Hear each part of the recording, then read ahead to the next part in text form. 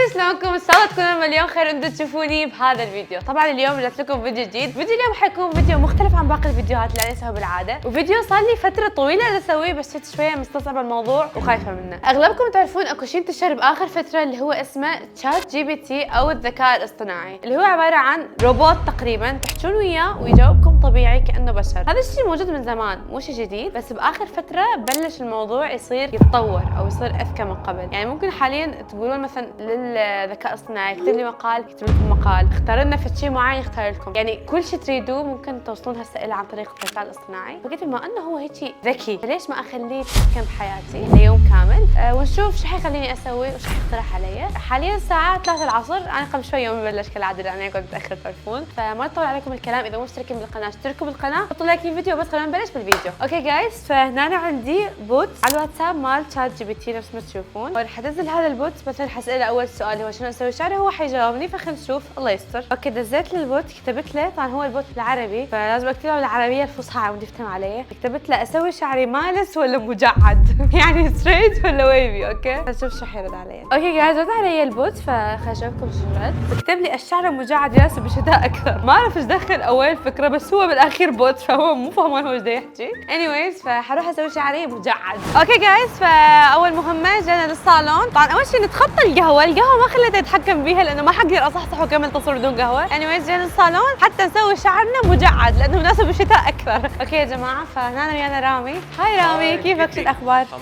لله. رامي اليوم جاي لعندك بدي اعمل شعري مجعد. يلا يا جماعه بس اكمل اشوفكم النتيجه ايش راح تطلع. رامي بشو حنسوي الشعر؟ رح نشتغل اليوم بهيدا الخير لانه هيدا الخير بيعطينا اللوك المجعد مثل ما قال. هذا بيعطي معجد مجعد. مجعد. لا يا جماعه حسوي بهذا المجعد. حسوي بهذا المجعد، حنشوف شو راح تطلع النتيجه النهائيه.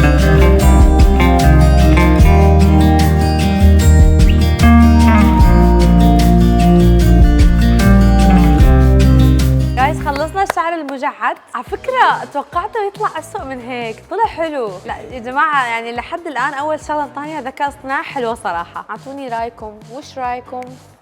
ايش رايكم؟ طبعا يا جماعه هو بكل الاحوال حتى لو ما كان حلو فشغل رامي يجنن يعني، فسوى لي هاي جنن. ثانك يو رامي. فاول يا جماعه اول مهمه خلصناها بنجاح، هاي النتيجه حبيت صراحه لحد الان ماشيين صح. ان شاء الله ما يخرب هالذكاء الاصطناعي. هسه حنشوف الذكاء الاصطناعي ايش حيقول لي اروح اتغدى، فخليكم وياي. اوكي جايز، فهسه ورا ما سويت شعري هسه راح اقول للتشات جي بي تي شنو اسوي، مو شنو اتغدى. اوكي لانه انا حاليا ميته من الجوع وبعدني ما اكل اي شيء. خلي اكتب له ماذا اتغدى. ما اعرف اذا لغتي الفصحى صح بس لكم. كتبت له ماذا اتغدى، ما اعرف شنو رد علي. خل اشوف.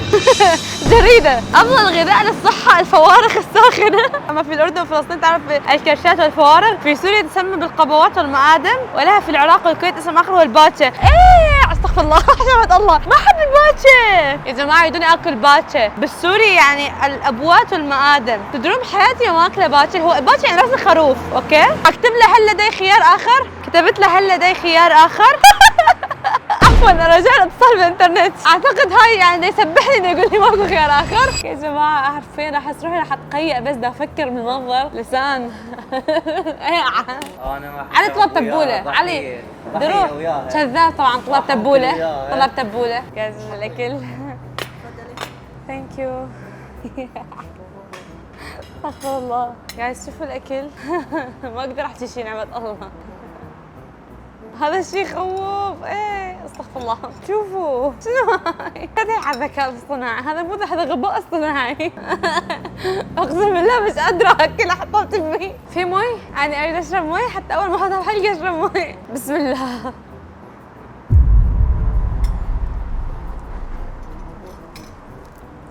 دجاج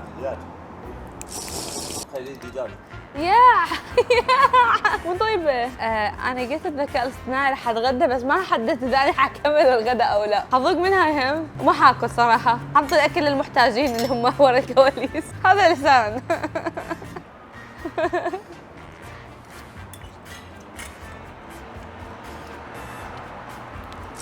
عاد اجربها؟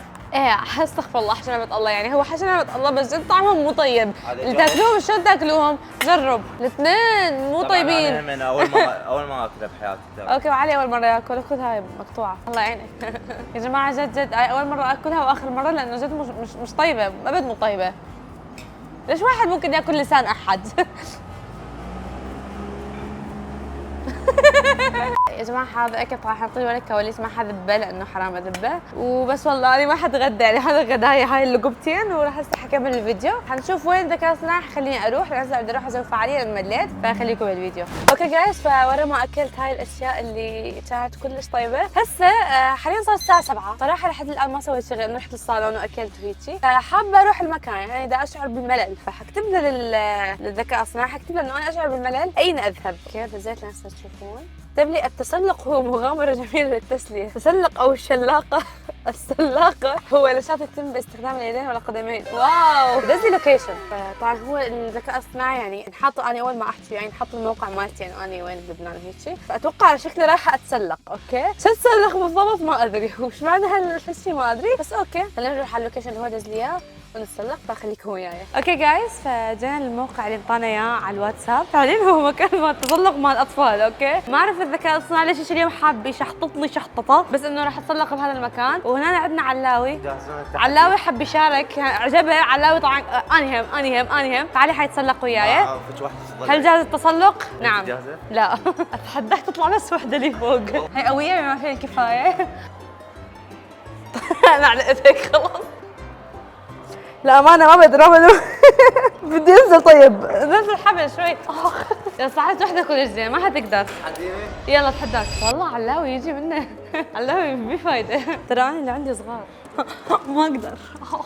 انا ببدايه مسخرت عليها وقلت مال اطفال بس ابد مو مال اطفال ترى. يعني مش كبرني شعور اني ما اقدر اصعد. يعني علاوي متعود علاوي قرد هو اصلا متعود يصعد لي فوق. متعود على التسلق. علاوي شو الوضع يمك؟ شو حتنزل؟ انا صراحه بستمتع هيجي وسلقت وحده فانا اكون سويت التحدي سلقت وحده. واو علاوي ايوه. اوكي حبايبي فورا ما خلصنا التسلق هسه بعد نسوي فعاليه ثانيه لان حسيت التسلق مش انه هالاكتيفيتي القويه فحكتب للشات جي بي تي حقول له مثلا انه هل يمكنني القيام بفعاليه اخرى. دزيت الرساله. اوكي جاوبني. كاريوكي او كاروكا باليابانيه هي كلمه يابانيه مكونه من مقطعين كارا وتعني خالي واوركسترا باليابانيه وتعني اوركسترا وهي نوع من الغناء يغني فيه. الزبده من كل هاي انه اروح اغني كاريوكي. اوكي لحسن الحظ عندنا كاريوكي بالشركه فلازم اروح الشركه مع انه الشركه بعيده شوي بس انه حروح الشركه واغني كاريوكي مع انه صوتي زفت زي الزفت بس حروح اغني كاريوكي فيلا خلينا نروح نغني كاريوكي. اوكي جايز فحاليا اجيت لغرفه الكاريوكي نفس ما تشوفون غرفه الكاريوكي مال الشركه. اوكي وورد اوف بزنس. حجرب ما اعرف اذا حقدر احط لكم حجرب اغني مرتين. مره بميوزك ومره بدون ميوزك. ما اعرف اذا حقدر اخلي لكم بالميوزك على مود ما اكل كوبي رايت على الفيديو ويروح الفيديو فما اعرف شو حخلي لكم بس انه خلونا نجرب نغني. وانا اسفه على الاشخاص اللي حتسمعون صوتي مش حلو بس نجرب لان ذكاء اصطناعي هيك قال فيلا. كرهان هالمدينه الشوارع وضوها بالليل وعيوني الحزينة دايم مظهر أنا عشت الويل انتي جيتي بس خايف انه تروحي وانا فيكي روح مكان بعيد بس رخبان صوت حبنا حتى الموت عيش اليوم كعيد ولا حرود نجيب هالليل الساكن ليل الكل انتي بعيونك انا ساكن اي والله. اعتذار خاص للسلاوي. يا جماعه هاي كانت فقره الكاريوكي احنا اسفين على النشاز بس هاي كانت فقره الغنائيه اشتغلتكم عجبتكم وحبيتوها. اذا حبيتوا تسووا لايك سبسكرايب. هسه خلينا نروح على الشغل اللي وراها واكتبوا لي رايكم بصوتي بالتعليقات. اوكي جايز فهسه خلصنا فعاليه الكاريوكي نفس ما شفتوا النشاز اللي كان نتخطى يعني بس احنا مضطرين نسمع اوامر الذكاء الصناعي. فهسه ورا ما خلصنا هاي الفعاليتين صراحه جعت. اوكي والساعه صارت 9:30 فصار وقت عشاء. اوكي فهسه رح اكتب الذكاء الصناعي رح اقول له شنو اتعشى او ماذا اتعشى. اوكي لازم بالفصحى. ماذا يمكنني ان اكل للعشاء. كتبت له ماذا يمكنني ان اكل للعشاء. اوف جريدة العشاء وجبة خفيفة ما رأيك بالسوشي؟ السوشي هو طعام ياباني شهير يصنع السوشي في المطبخ الياباني بنزل مخلل مع تخطيطه. بشكل عام انه العشاء حيكون سوشي. ما احس انه السوشي يصير له عشاء او يصير يعني هو شيء خفيف وانا علاقتي مع السوشي نص نص يعني جيدة. اوكي يلا خلينا نروح ناكل سوشي. اوكي جايز جينا المطعم السوشي مثل تشوفون المطعم هذا سوشي فيلا تعالوا خلينا نفوت المطعم سويه. اوكي يا جماعه ففتحت المنيو مال المطعم هذا السوشي اللي عندهم ما اعرف اذا مبين عندكم او لا هذا المنيو اللي عندهم. فاني ما احب السوشي بس السوشي الوحيد اللي جربته وعجبني هو السالمون سوشي فراح اخذ هذا السالمون سوشي. اوكي ممكن واحد سوشي؟ وعدنا ما عندكم؟ نعم. طب اسم المطعم السوشي ما عاد. ليش ما عندكم؟ ما هيك يلا جاي. انت شو عليك؟ ترى اجيب لك بوتشة هسه. لا لا. ابو سوشي. ابو السوشي. جايز انا السوشي شوسي. طبعا اني هاي اكثر شيء اعرف استخدمها بالحياه، لعبتي اوكي؟ طبعا هو السوشي رح نخلي هذا دبس رمان بس يكون ياباني، حنخليه هنا وي. قلت لكم لعبتي الزمه. نغمسها هنا. سؤال. انا طلبت الي ما جابوا لي حتى شو اسمه شوكه. طيبه. انتهت السوشيايه، واضح ان حتى السوشيايه مش عاجبها اكلها. هاي مو ثغيد كمان. والله مو ثغيد. خل اعلمكم شلون تاكلون السوشي. مو مثل هاي. كده؟ كده. خلون هاي شويه كده. طبعا يسوي روحه يفتهم وما يفتهم. حط شويه بهارات. علي حيطلع بالنفس. ادري وشيلها. غمسها وتباوعلها وتذوقها. اوكي جايز. اكلها كلها لقمه واحده. احس هسه ورا باكل السوشي ممكن اسوي بعد شيء واحد وخلص ننهي الفيديو لانه تقريبا جاي صار الساعه، شوف ايش قد الساعه؟ الساعه 10 اوكي؟ لانه خلص الدنيا ليل، حسوي اخر شيء حقول له انه شنو الفعاليه الاخيره او شو اسوي اخر شيء؟ حسوي الفعاليه الاخيره فحكتب للذكاء الاصطناعي حكتب له انه ماذا افعل الان؟ اوكي خلينا نشوف شو راح يقول لي، انه هذا اخر شيء او ماذا افعل في نهايه اليوم؟ ماذا افعل في نهايه اليوم؟ اوكي دزيتها بعد يدز جرايد، هاي مشكلة. بعد العشاء القليل من الرياضة المفيدة للجسم فأركض في الشارع. الركض أو الجري أو العدو هو عملية مستمرة ومنتظمة من حركة الأقدام على الأرض اندفاعيا. أوكي، المهم كانت لي معلومات عن المشي، الجريدة كلش طويلة، المهم إنه لازم أجري في الشارع. أوكي جايز، طبعا حاليا إجينا الكورنيش، حرفيا فارغ ماكو أي أحد، لأنه أصلا قلت لكم الساعة حاليا 10 وشوية، فهسه يعني الكل راح لبيوتهم والكل نامت، وأنا هسه أنا راح أركض 5 مرات راح وجاي، أحس كفي لأنه ما حدد لي قد أركض، خلينا نروح خلينا نبلش.